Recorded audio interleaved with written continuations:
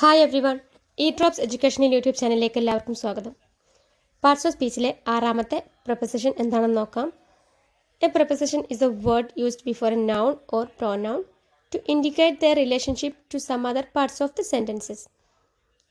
നൗണിനോ പ്രോനൗണിനോ സെൻറ്റൻസിലെ മറ്റ് ചില ഭാഗങ്ങളുമായിട്ടുള്ള ബന്ധം കാണിക്കാൻ വേണ്ടിയിട്ട്, റിലേഷൻ കാണിക്കാൻ വേണ്ടിയിട്ടുള്ള വേർഡ്സിനെയാണ് നമ്മൾ പ്രിപ്പോസിഷൻ എന്ന് പറയുന്നത്. സ്ഥലം, സമയം, ഡയറക്ഷൻ, ലൊക്കേഷൻ ഇവയൊക്കെ സൂചിപ്പിക്കാൻ വേണ്ടിയിട്ടാണ് നമ്മൾ പ്രിപ്പോസിഷൻ ഉപയോഗിക്കുന്നത്. ഉദാഹരണങ്ങൾ നോക്കാം. There is a book on the table. ടേബിളിന്മേൽ ഒരു ബുക്കുണ്ട്. ടേബിളിന്മേൽ ഒരു ബുക്കുണ്ട് എന്നതാണ് ഈ സെൻറ്റൻസിൻ്റെ അർത്ഥം. ഈ മേശയ്ക്ക് പുറത്തൊരു ബുക്ക് ഇരിക്കുന്നുണ്ട്.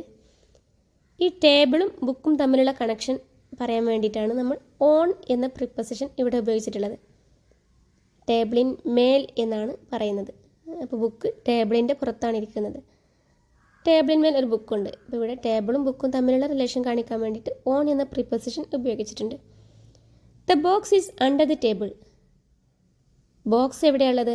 അണ്ടർ ദി ടേബിൾ, താഴെയാണ്, ടേബിളിൻ്റെ താഴെയാണ് ഉള്ളത്. അപ്പോൾ ടേബിളും ബോക്സും തമ്മിലുള്ള കണക്ഷനാണ് ഇവിടെ. ടേബിളിൻ്റെ താഴെയാണ് ബോക്സ് ഉള്ളത്. അപ്പോൾ അണ്ടർ എന്ന പ്രിപ്പോസിഷൻ ഇവിടെ ഉപയോഗിച്ചിട്ടുണ്ട്, ടേബിളും ബോക്സും തമ്മിലുള്ള റിലേഷൻ കാണിക്കാൻ വേണ്ടിയിട്ട്. She is drawing pictures with a pencil. അവൾ പെൻസിൽ കൊണ്ട് ചിത്രം വരയ്ക്കുകയാണ്. അവൾ പെൻസിൽ കൊണ്ട് ചിത്രം വരയ്ക്കുകയാണ്. അവൾ എങ്ങനെ വരയ്ക്കുന്നത്, എന്തുകൊണ്ടാണ് വരയ്ക്കുന്നതെന്ന് പറയുമ്പോൾ പെൻസിൽ കൊണ്ടാണ് വരയ്ക്കുന്നത്.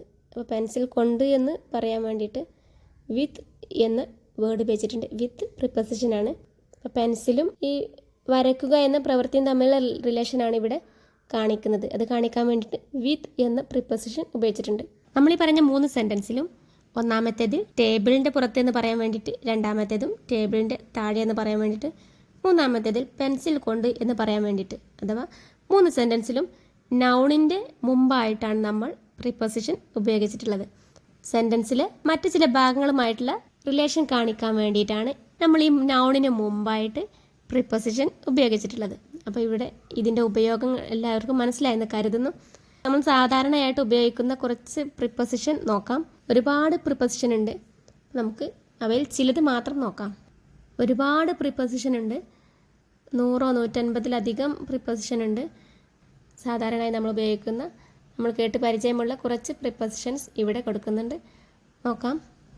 At, on, to, in, from, up, down, inside, outside, for, near, than, about, above, across, below, before, among, around, along, beside, between, during, though, toward, until, upon, following, like, onto, over, by, after, except.